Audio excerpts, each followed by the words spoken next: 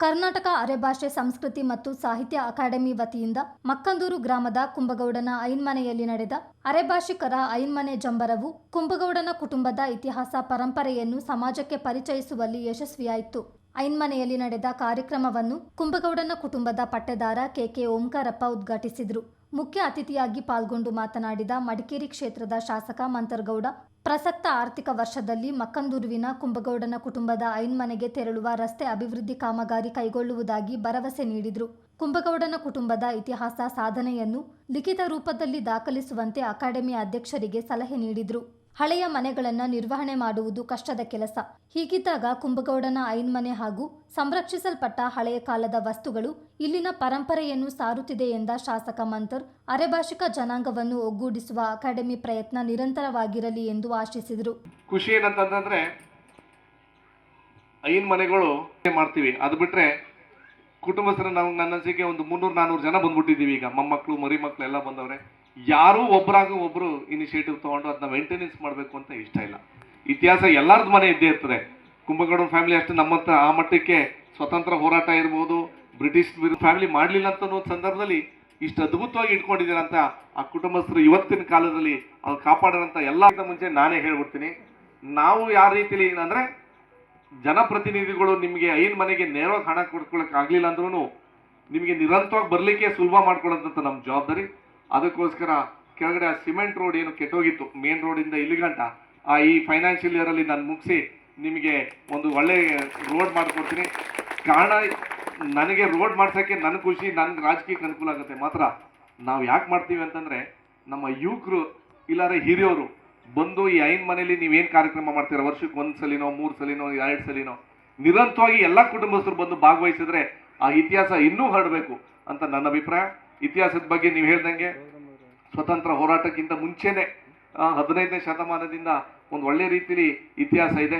ಹೆಚ್ಚಿನ ಸಂಖ್ಯೆಯಲ್ಲಿ ಈ ಕುಟುಂಬಸ್ಥರದ್ದು ಡಾಕ್ಯುಮೆಂಟೇಶನ್ ನನ್ನ ಅಭಿಪ್ರಾಯ ಮಾವಾಜಿಯವರೇ ಒಂದು ರೀತಿಯಲ್ಲಿ ಕ್ಲೀನಾಗೆ ಒಂದು ಪುಸ್ತಕ ನಮ್ಮ ಕುಂಬಗೌಡ ಫ್ಯಾಮಿಲಿ ವಿಚಾರದಲ್ಲೇ ಒಂದು ಲಿಖಿತ ಮುಖಾಂತರ ನಮ್ಗೆ ಸಿಕ್ಕಿದ್ರೆ 100% ಇವ್ರ ಫ್ಯಾಮಿಲಿಯ ಸೇವೆ ಇರ್ಬೋದು ಇಲ್ಲಾಂದ್ರೆ ನಮ್ಮ ರಾಜ್ಯಕ್ಕಾಗಿರ್ಬೋದು ಅದು ಇತಿಹಾಸ ಉಳಿಬೇಕು. ನನ್ನ ಕಡೆಯಿಂದ ಆ ರೋಡ್ ಕಾರ್ಯಕ್ರಮ ಆಗಿರ್ಬೋದು, ಬೇರೆ ರೀತಿಯಲ್ಲಿ ಏನಾದ್ರೆ ಕುಟುಂಬದಲ್ಲಿ ನಿಮಗೆ ಏನಾದ್ರೆ ನನ್ನ ಕಡೆಯಿಂದ ಅವಶ್ಯಕತೆ ಇದ್ದರೆ ನಿರಂತರವಾಗಿ ಇತಿಹಾಸದಲ್ಲಿ ನೀವು ಹೇಳ್ದಂಗೆ ನಾವೇ ಹುಡಿಕೊಂಡು ಹೋಗ್ತೀವಿ. ನಾನು ಕೆಲವು ನೋಡ್ತಾ ಇದ್ದೀವಿ, ಕಾಯಿನ್ಸ್ ಇಟ್ಟವ್ರೆ, ಹಳೆ ಕತ್ತಿಗಳು, ಆಮೇಲೆ ಸ್ವೋರ್ಡ್ಸ್ಗಳೆಲ್ಲ ಇಟ್ಟವ್ರೆ. ಮಾತ್ರ ನೀವು ಹೇಳ್ದಂಗೆ ಅದನ್ನ ಕಾಪಾಡೋಕ್ಕೆ ಒಂದು ರೀತಿಲಿ ಒಂದೊಂದು ರೀತಿಲಿ ಕಷ್ಟದ ಸಂದರ್ಭ. ಯಾಕೆ ಅಂತಂದರೆ ಫ್ಯಾಮಿಲಿಗಳು ಡಿವೈಡ್ ಆದಮೇಲೆ ನನಗೆ ಬರಬೇಕು ಅವ್ರಿಗೆ ಬರಬೇಕು ಅಂತ ನಿಜವಾಗ್ಲೂ ನಮ್ಮ ಮನೇಲೂ ಅಂತೂ ಕಿತ್ತಾಡ್ತಾ ಇದ್ವಿ. ನಿಮ್ಗೆ ಗೊತ್ತೋ ಇಲ್ವಾ, ಎಲ್ಲರ ಮನೇಲಿ ನಿರಂತರವಾಗಿ ಹಂಗೆ ಆಯ್ತಾ ಇರ್ತದೆ. ಮಾತ್ರ ಇತಿಹಾಸದ ಬಂದಂಥ ಸಂದರ್ಭದಲ್ಲಿ ಎಲ್ಲ ಒಂದಾಗಬೇಕು ಅಂತ ನಮಗೆ ಒಂದು ಅವಕಾಶ ಇರಬೇಕು. ನನಗೆ ಗೊತ್ತಿರಂಗೆ ಎಷ್ಟೋ ಯುವಕರು ಬೆಂಗಳೂರಲ್ಲಿ ಇರ್ಬೋದು, ಬೇರೆ ಕಡೆ ಓದುವಂಥವ್ರು ವಾಪಸ್ ಬಂದಿರಲಿಲ್ಲ. ಮತ್ತು ನೀವು ಹೇಳ್ದಂಗೆ ಈ ಥರ ಕಾರ್ಯಕ್ರಮಗಳಿಗೆ ಹೆಚ್ಚಿನ ಸಂಖ್ಯೆಯಲ್ಲಿ ನಡ್ಕೊಂಡು ಫ್ಯಾಮಿಲಿಯವ್ರಿಗೆ ಒಳ್ಳೆಯ ಹೆಸರು ಏನು ಉಳಿಸ್ಕೊಂಡಿದ್ದಾರಂತೆ ನಾವು ನಿರಂತರವಾಗಿ ಅವ್ರಿಗೆ ಒಂದು ರೀತಿಯಲ್ಲಿ ಗೌರವಂತ ಕೊಡೋಂಥ ಕೆಲಸ ಮಾಡಬೇಕು. ಅಭಿವೃದ್ಧಿ ವಿಚಾರದಲ್ಲಿ ಅದೇ ರೀತಿಯಲ್ಲಿ ಅಕಾಡೆಮಿ ಸೇರಿಕೊಂಡು ಕುಂಬಗೌಡನ ಫ್ಯಾಮಿಲಿಯ ಇತಿಹಾಸ ನಿರಂತರವಾಗಿ ನಮ್ಮ ಕೊಡಗಲ್ಲಿ ನಮ್ಮ ರಾಜ್ಯದಲ್ಲಿ ಉಳಿಬೇಕು ಅಂತ ಹೇಳ್ತಾ ನನ್ನ ಕರೆಸಿ ಮಾತಾಡಲಿಕ್ಕೆ ಅವಕಾಶ ಮಾಡಿದ್ದಕ್ಕೆ ಕುಂಬಗೌಡನ ಫ್ಯಾಮಿಲಿಯ ಎಲ್ಲ ನನ್ನ ರಾಜಕೀಯ ಭವಿಷ್ಯಕ್ಕೆ ಆಧಾರವಾಗಿ ನಿಂತಿದ್ದೇ ಕುಂಬಗೌಡನ ಕುಟುಂಬ ಎಂದಿರುವ ಮಾಜಿ MLC ವೀಣಾ ಅಚ್ಚಯ್ಯ, ಹಿಂದಿನ ಕಾಲದಲ್ಲಿ ಕೊಡವರು ಗೌಡರೆನ್ನದೇ ಎಲ್ಲರೂ ಅನ್ಯೋನ್ಯವಾಗಿ ಬಾಳ್ವೆ ಮಾಡುತ್ತಿದ್ದೆವು. ಆದರೆ ಅದನ್ನೆಲ್ಲ ಮರೆತು ಇತ್ತೀಚೆಗೆ ನಡೆದ ಘಟನೆ ಹಾಗೂ ಬೆಳವಣಿಗೆಗಳು ದುಃಖ ತರಿಸುತ್ತದೆ. ಮುಂಬರುವ ಪೀಳಿಗೆ ಒಗ್ಗಟ್ಟಿನಿಂದ ಮುನ್ನಡೆಯಬೇಕೆಂದು ಕರೆ ನೀಡಿದರು. ಮಕ್ಕಳಿಗೆ ಮಾತೃಭಾಷೆಯನ್ನು ಕಡ್ಡಾಯವಾಗಿ ಕಲಿಸುವಂತೆ ವೀಣಾ ಅಚ್ಚಯ್ಯ ಸಲಹೆ ನೀಡಿದರು. ನಾನು ಮುಂಚೆ ಬೆಳೆದು ಹುಟ್ಟಿದ್ದೆ ಕರ್ನಾಯನ ಮನೆಯಲ್ಲಿ. ನನ್ನ ಅರತೊಕ್ಕಲು ಮುಕ್ಕಾಟಿ ಮನೆ ಪಕ್ಕದಲ್ಲಿ ಕರ್ನಾಯನ ಮನೆ ಇತ್ತು. ಅಲ್ಲಿ ನನ್ನ ತಂದೆ ಸಮಾನಾದ ಕರ್ನಾಯನ ಅಯ್ಯಪ್ಪ ಅಂತ ಒಬ್ಬರು ಇದ್ದರು.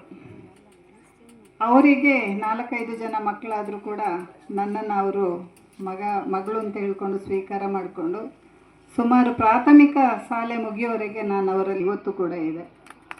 ಅರೆಭಾಷೆ ಸಂಸ್ಕೃತಿಯನ್ನು ಬೆಳೆಸಬೇಕು, ಉಳಿಸ್ಬೇಕು ಅಂತ ನಾವೇನು ಹಿರಿಯರಲ್ಲಿ ವೇದಿಕೆಯಲ್ಲಿ ಮಾತನಾಡ್ತಾ ಇದ್ದೀವಿ, ಅದನ್ನು ದಯವಿಟ್ಟು ಯುವಕರು, ನನ್ನ ಬಲಗಡೆ ತುಂಬ ಯುವಕರು ನೀವು ಕೂತಿದ್ದೀರ, ಅದರ ಸಂಸ್ಕೃತಿನ ಉಳಿಸ್ಬೇಕು ಅಂತ ಪ್ರಾಮಾಣಿಕ ಪ್ರಯತ್ನವನ್ನು ಮಾಡ್ತಾರೆ.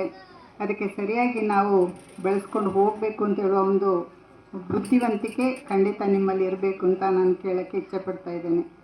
ಮೊದಲು ನಮ್ಮ ಅರತೊಕ್ಕಲು ಗ್ರಾಮದಲ್ಲಿ ನಮ್ಮ ಮುಕ್ಕಾಟಿರ ಮನೆಯ ಜೊತೆಗೆ ಅಲ್ಲಿ ಕರ್ನಯ್ಯನ ಮನೆ ಇರ್ಬೋದು, ಗುಡ್ಡೇರ ಮನೆ ಇರ್ಬೋದು, ದೇಕೆಬೆರ ಮನೆ ಇರ್ಬೋದು, ತುಂತಾಜಿ ಮನೆ ಇರ್ಬೋದು, ಇವರೆಲ್ಲ ನಾವು ಯಾವ ರೀತಿಯಲ್ಲಿ ಇದ್ದೀವಿ ಅಂತ ಹೇಳಿದರೆ ಯಾರು ಕೊಡಗರು ಯಾರು ಅರೆಬಾಸೇಗೌಡರು ಅಂತ ನಮಗೆ ಗೊತ್ತಾಗ್ತಾ ಇಲ್ಲ.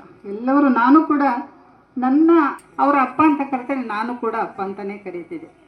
ಆ ಪರಿಸ್ಥಿತಿಯಲ್ಲಿ ಇವತ್ತಿನ ದಿನಗಳಲ್ಲಿ ಕೆಲವೊಂದು ಘಟನೆಗಳು ನಡೀತಾ ಇರಬೇಕಾದ್ರೆ ನನಗೆ ತುಂಬ ನೋವಾಗುತ್ತದೆ. ವೈಯಕ್ತಿಕವಾಗಿ ನಾನು ಇದನ್ನು ಮಾತನಾಡ್ತಾ ಇರೋದು. ನಿಜವಾಗಿ ಸಹ ನಾವು ಎಷ್ಟು ಅನ್ಯೋನ್ಯತೆವಾಗಿದ್ವಿ, ಆ ಮುಂದಿನ ಹಂತಕ್ಕೆ ಇವತ್ತು ಬಂದಿದ್ದಾರೆ ಅಂತ ಹೇಳಿದ್ರು ತಪ್ಪಾಗಲಾರದು. ಇದನ್ನೆಲ್ಲ ನಾವು ವಿಮರ್ಶನೆ ಮಾಡಿಕೊಂಡು ಮುಂದೆ ಹೋಗಬೇಕಾಗುತ್ತೆ. ಈ ಕುಂಭಗೌಡನ ಫ್ಯಾಮಿಲಿ ಜೊತೆ ನನಗೆ ಯಾಕೆ ತುಂಬ ಅಭಿಮಾನ ಅಂತ ಹೇಳುವಾಗ 1987ರಲ್ಲಿ ನಾನು ಜಿಲ್ಲಾ ಪರಿಷತ್ತಿಗೆ ಒಂದು ಸ್ಪರ್ಧೆ ನೀಡುವಂಥ ಸಂದರ್ಭದಲ್ಲಿ ನಾನು ಕಾಂಗ್ರೆಸ್ ಪಕ್ಷದಲ್ಲಿ ಇದ್ದೆ. ಆಗ ಕುಂಭಗೌಡನ ಹಿರಿಯರಾದ ಉತ್ತಪ್ಪಣ್ಣನವರು ಇದ್ದರು, ದಿವಂಗತರಾಗಿದ್ದಾರೆ ಪಾಪ. ಅವರು JDSಯಲ್ಲಿದ್ದರೂ ಕೂಡ ಏನೋ ಒಂದು ಚಿಕ್ಕ ಹುಡುಗಿ ಇವತ್ತು ರಾಜಕೀಯಕ್ಕೆ ಬಂದಿದ್ದಾಳೆ, ರಾಜಕೀಯವಾಗಿ ಬೆಳಿಬೇಕು ಅಂತ ಹೇಳಿ ನನ್ನ ಬೆನ್ನು ತಟ್ಟಿ ಪ್ರೋತ್ಸಾಹ ಮಾಡಿದರು. ಅದೇ ರೀತಿ ಕುಂಭಗೌಡನ ಲಿಂಗರಾಜರವರು ನಮ್ಮ ಪಕ್ಷದಲ್ಲಿ ಸಕ್ರಿಯವಾಗಿ ಇದ್ಕೊಂಡು ಅವರು ದಿವಂಗತರಾಗಿದ್ದಾರೆ. ಅವರು ಕೂಡ ನನ್ನ ಗೆಲುವಿಗೆ ಶ್ರಮಿಸಿದಂತಹ ಒಂದು ಮಹಾನ್ ವ್ಯಕ್ತಿ. ಜೊತೆಗೆ ಇನ್ನೊಬ್ಬರು ಕುಂಭಗೌಡನ ಗೋಪಾಲ್ ಅಂತಲೂ ಕೂಡ ಇದ್ದರು, ಅವರು ಕೂಡ ಇವಾಗ ಇಲ್ಲ. ಅವರೆಲ್ಲ ಸೇರಿಕೊಂಡು ಇವತ್ತು ಸಭೆಯಲ್ಲಿ ಇಲ್ಲ, ಅವರೆಲ್ಲ ಒಟ್ಟುಗೂಡಿಕೊಂಡು ಒಂದು ರಾಜಕೀಯವಾಗಿ ನನ್ನನ್ನು ಈಗ ನನ್ನ ಪರಿಚಯ ಮಾಡಿದವರು ಹೇಳಿದರು, ನನ್ನ ಏನೇನು ನಾನು ಈ ರಾಜಕೀಯದಲ್ಲಿ ಅರೆಭಾಷೆ ಕುಟುಂಬಗಳ ಐನ್ಮನೆ ವಿಷಯದ ಕುರಿತು ಸುಳ್ಯದ ಸಾಹಿತಿ AK ಹಿಮಕರ ಹಾಗೂ ಕುಂಭಗೌಡನ ಐನ್ಮನೆ ನಡೆದು ಬಂದ ದಾರಿ ವಿಚಾರದ ಕುರಿತು ಕುಂಭಗೌಡನ ಅರವಿಂದ್ ಮಾಚಯ್ಯ ಉಪನ್ಯಾಸ ನೀಡಿದರು. ಅವರ ಅಮರ ಸುಳ್ಯದ ಸ್ವಾತಂತ್ರ್ಯ ಹೋರಾಟದಲ್ಲಿ ಪುಟ 133ರಲ್ಲಿ ಒಂದು ಬರೆದೋಳು, ಕೂಜುಗೋಡು ಸಹೋದರ ದುರಂತ ಗಾಥೆ. ಇದು ಸ್ವಾತಂತ್ರ್ಯ ಹೋರಾಟಕ್ಕೆ ಬಹಳ ದೊಡ್ಡ ಎಂಥದ್ದು ಒಂದು ಹೋರಾಟವನ್ನು ಸಿದ್ಧಪಡಿಸುವಂಥ, ವೇದಿಕೆ ಸಿದ್ಧಪಡಿಸುವಂಥ ರಾಷ್ಟ್ರಗಳು ಒಟ್ಟು ಮಾಡೋದು. ಹಾಗೆ ಅವು ಕೊಡದಿಂದ ಹೋದ್ದು ಈ ಕೂಜುಗೋಡು ಮನೆಗೆ. ಈಗ ಕೂಜುಗೋಡು ಮನೆ ಮತ್ತು ಕುಂಭಗೌಡನ ಮನೆಯ ಸಂಬಂಧ ನಿಮಗೆ ಬಹುಶಃ ಗೊತ್ತುಂಟು, ಗೊತ್ತಿಲ್ಲದಕ್ಕೂ ಒಂದು ಮಾತು ಹೇಳ, ಇದು ಎರಡು ಒಂದೇ ಮನೆ. ಅಣ್ಣ ಹೇಳೋದು ಈಗ ಮಾತಾಡ್ತಾ, ಅಲ್ಲಿಂದ ಕೂಜುಗೋಡು ಮನೆ ಬಂದದ್ದು ಕೆಂಚಮ್ಮನ ಹೊಸಕೋಟೆ. ಅಲ್ಲಿಯ ಒಂದು ನಿರೂಪ ತಗೊಂಡು ಬಂದು ಕೆಳದಿ ಕೇರಿ ಅರಸರಿದ್ದು. ಹಾಗೆ ಬಂದು ಕೂಜುಗೋಡ್ಲಿದ್ದಾಗ ಕೂಜುಗೋಡು ಮನೆಯಿಂದ ಇಲ್ಲಿಗೆ ಕುಂಬಪ್ಪ ಗೌಡರ ಕೊಡಗಿನ ಅರಸರು ಕರ್ಕೊಂಡು ಬಂದಿದ್ದು ಉದ್ದೇಶ ಹೊಂದಿದ್ದದು ಓಂಕಾರೇಶ್ವರ ದೇವಸ್ಥಾನ ಕಟ್ಟುವ ಉಸ್ತುವಾರಿಕೆ ಇವು ಮಾಡಕು ಅಂತೇಳಿ. ಯಾಕಂದರೆ ಕುಕ್ಕೆ ಸುಬ್ರಹ್ಮಣ್ಯ ದೇವಸ್ಥಾನದ ಉಸ್ತುವಾರಿಕೆ ಅಲ್ಲಿಯ ಸಂಕೇತಾಧಿಕಾರಿ ಅದು ಕೂಜುಗೋಡವೇ ಆಗಿದೆ. ಹಾಗೆ ಇಲ್ಲಿ ಒಂದು ದೇವಸ್ಥಾನ ಹಾಕೋದು ಹೇಳ್ಕನ ಹಾಗೆ ಭಾಳ ವಿಷಾತ್ ಇವು ನಮ್ಮ ಹಿರಿಯರುಗಳು ಅವರ ಹೆಸರು ಕೂಡ ಓಂಕಾರಪ್ಪ ಅಂತ ಹೇಳ್ತೇನೆ. ಹಾಗೆ ಕುಂಭಗೌಡನ ಮಂಗ ಒಬ್ಬಂಗೆ ಈ ದೇವಸ್ಥಾನ ಕಟ್ಟಿಸಿದ ಸಂದರ್ಭದಲ್ಲಿ ಅವರ ಮಂಗನಿಗೆ ಕೂಡ ಓಂಕಾರಪ್ಪ ಅಂತಲೇ ಹೆಸರಿಸಿದ್ದಾರೆ. ಸೊ ಇದೆಲ್ಲ ಈ ವಿದ್ಯಾಧರರು ಬರೆದಂಥ ಅಮರ ಸುಳ್ಯದ ಈ ಪುಸ್ತಕನ ಆಯ್ಕೆ ಮಾಡಿ ಅದರ ಹಿಕ್ಕೆ ಅನ್ನೋ ವಿಷಯ. ಹಾಗೆ ಇದೊಂದು ಪಾಳೆಗಾರ ಕುಟುಂಬ. ಆಮೇಲೆ ಹೊಸಕೋಟೆ ಕೆಂಚಮ್ಮ ಇವರ ಮನೆ ದೇವರು, ಕುಟುಂಬದ ದೇವರು. ನಮ್ಮ ಇತಿಹಾಸ ಆರಂಭ ಆಗಿದ್ದು ವಿಜಯನಗರ ಅರಸರ ಕಾಲದಲ್ಲಿ. ಕಾಲಮಾನ 15ನೇ ಶತಮಾನ. 15ನೇ ಶತಮಾನದಲ್ಲಿ ವಿಜಯನಗರ ಅರಸರು ಕೆಂಚಮ್ಮನ ಹೊಸಕೋಟೆಗೆ ಒಬ್ಬ ಪಾಳೆಗಾರರನ್ನು ಕಳಿಸ್ತಾರೆ, ಇಲ್ಲಿಯ ನೋಡ್ಕೊಳ್ಳಕ್ಕೆ ಅಂತ. ಇಕ್ಕೇರಿ ವಂಶ ಇಲ್ಲಿ ಆಡಳಿತದಲ್ಲಿ ಇರ್ತಾರೆ. ಇಕ್ಕೇರಿ ಅವರು ನಮ್ಮ ವಿಜಯನಗರ ಅರಸರ ಅಧೀನದಲ್ಲಿ ಕೆಲಸ ಮಾಡ್ತಿರೋರು. ನಮ್ಮ ಪಾಳೆಗಾರ ಅವನ ಹೆಸರು ಕಟ್ಟೆಮನೆ ಬೆಟ್ಟಪ್ಪ ನಾಯಕ ಅಂತ ಇತಿಹಾಸದ ಪುಸ್ತಕದಲ್ಲಿ ಸಿಗ್ತದೆ. ನಮ್ಮ ಕೊಡಗಿನ ಸಂಸ್ಕೃತಿ, ಇಲ್ಲಿದ್ದು ಪುರಾತತ್ವ, ಇಲ್ಲಿಯ ಇತಿಹಾಸ ಅದ್ರ ಬಗ್ಗೆ ಓದಿದ್ರೆ ಆ ವ್ಯಕ್ತಿಯ ಬಗ್ಗೆ ಸಿಗ್ತದೆ. 1550ರಲ್ಲಿ ಆವಾಗ ಈ ಮಡಿಕೇರಿ ರಾಜ, ಮೊದಲನೇ ರಾಜ ವೀರವಡೆಯ ಇಕ್ಕೇರಿಯಲ್ಲಿ ಜಗಳ ಮಾಡಿಕೊಂಡು ಬಂದು ಸೇರ್ಕೊಳ್ಳೋದೆ ಈ ಬೆಟ್ಟಪ್ಪ ನಾಯಕನ ಮನೆಯಲ್ಲಿ. ಅವನೇ ಕರ್ಕೊಂಡ್ಬಂದು ಹಾಲೇರಿಯ ಭದ್ರಕಾಳಿ ದೇವಸ್ಥಾನದ ಒಂದು ಚಾವಡಿಯಲ್ಲಿ ಅವನಿಗೆ ಒಂದು ಸ್ಥಾನ ಮಾಡಿಕೊಡ್ತೇನೆ. ಅಲ್ಲಿ ಎಲ್ಲವರಿಗೆ ವಿದ್ಯೆ ಕಲಿಸುವ ಮುಖಾಂತರ ಅವನ ವೃತ್ತಿ ಆರಂಭ ಆಗ್ತದೆ. ಮುಂದೆ ಕೊಡಗಿನ ರಾಜ ಆಗ್ತಾನೆ ಅವ. ಈ ಕುಳನಾಶ ಆಗಿ ಈ ಆಸ್ತಿ ಲಿಂಗರಾಜರ ಕೈಯಲ್ಲಿರ್ತದೆ. ಈ ಆಸ್ತಿಯನ್ನ ಕುಂಭಗೌಡರಿಗೆ ವಹಿಸಿಬಿಟ್ಟು ಅವರಿಗೆ ಪಾರ್ತರ ಕೆಲಸ ಕೊಡ್ತಾರೆ, ಅರಮನೆ ಕರೆದು. ಅದರ ನಿರೂಪ ಅಲ್ಲಿದೆ. ಅವರ ಜವಾಬ್ದಾರಿಗಳು ತುಂಬಾ ಇದೆ. ಪಾರ್ತರ ಅಂದ್ರೆ ಅರಮನೆಯ ಕಾರ್ಯಾಲಯವನ್ನು ನೋಡ್ಕೊಳ್ಳುವಂಥದ್ದು, ಅಲ್ಲಿ ಆಗು ಹೋಗುಗಳನ್ನ ನೋಡ್ಕೊಳ್ಳುವಂಥದ್ದು. ಸಂದರ್ಭ ಬಂದಾಗ ಅವರು ದಂಡನಾಯಕರು ಆಗಬೇಕಾಗಿತ್ತು, ಸೇನಾಧಿಪತಿಯೂ ಆಗಬೇಕಾಗಿತ್ತು, ನ್ಯಾಯಾಧೀಶರು ಆಗಬೇಕಾಗಿತ್ತು. ಆ ಜವಾಬ್ದಾರಿಯನ್ನು ಕೊಡ್ತಾರೆ ಇವರು. ಆನಂತರ ತುಂಬಾ ಜನರಿಗೆ, ದಕ್ಷಿಣ ಕನ್ನಡ ಭಾಗದವರಿಗೆ ಇಲ್ಲಿ ಕುಳನಾಶ ಆದಂತ ಭೂಮಿಗಳನ್ನ ಕೊಡಿಸುವಂತ ಕೆಲಸವನ್ನ ಕುಂಭಗೌಡರು ಮಾಡಿದ್ದಾರೆ ಆ ಕಾಲದಲ್ಲಿ.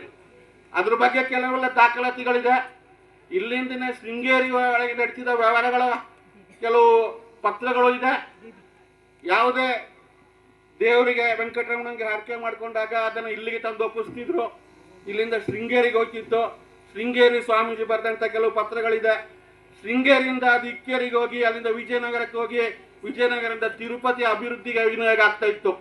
ಇದು ನಡೆದಿದ್ದು ಅಲ್ಲಿಯ ಅರಸ ರಾಮರಾಜ, ವಿಜಯನಗರದ ಅರಸ ರಾಮರಾಜನ ಕಾಲದಲ್ಲಿ 1336ರಲ್ಲಿ ವಿಜಯನಗರ ಸಂಸ್ಥಾಪ ಆಗ್ತದೆ. 1647ರಲ್ಲಿ ಅವನತಿ ಹೊಂದುತ್ತದೆ. 311 ವರ್ಷಗಳ ವಿಜಯನಗರದ ಸಾಮ್ರಾಜ್ಯದ ಕಾಲದ ಮಧ್ಯ ಭಾಗದಲ್ಲಿ ನಮ್ಮ ಕುಟುಂಬದವರು ಇಲ್ಲಿರ್ತಾರೆ. ಕಾರ್ಯಕ್ರಮದಲ್ಲಿ ಭವಾನಿ ಶಂಕರ್ ಬರೆದಿರುವ ಸಮಗ್ರ ಬದುಕು, ಕೋರನ ಸರಸ್ವತಿ ಅವರ ಕಣಜ ವಿಚಾರ ಸಾಹಿತ್ಯ, ಕಟ್ರತನ ಲಲಿತಾ ಅವರ ಹಿಮಸಾಗರ ಕಾದಂಬರಿ, ಉದಯಕುಮಾರಿ ಅವರ ನಮ್ಮೂರಿನ ಯಕ್ಷಗಾನದಲ್ಲಿ ನಾವು ಎಂಬ ಪ್ರಬಂಧ ಸಂಕಲನ ಮತ್ತು ಗೋಪಾಲ ಪೆರಾಜೆ ಬರೆದಿರುವ ಅರೆಭಾಷೆಗೌಡರ ಸಂಸ್ಕೃತಿ ನೆಲೆಗಳು ಸಂಶೋಧನಾ ಪುಸ್ತಕವನ್ನು ಎಂಎಲ್ಸಿ ವೀಣಾ ಅಚ್ಚಯ್ಯ ಬಿಡುಗಡೆಗೊಳಿಸಿದರು. ಕಟ್ರತನ ಲಲಿತಾ ಅವರು ರಚಿಸಿರುವ ವೆಂಕಟೇಶ್ವರ ಅರೆಭಾಷೆ ಸುಪ್ರಭಾತದ ಸಿಡಿ ಇದೇ ಸಂದರ್ಭ ಲೋಕಾರ್ಪಣೆಗೊಂಡಿತು.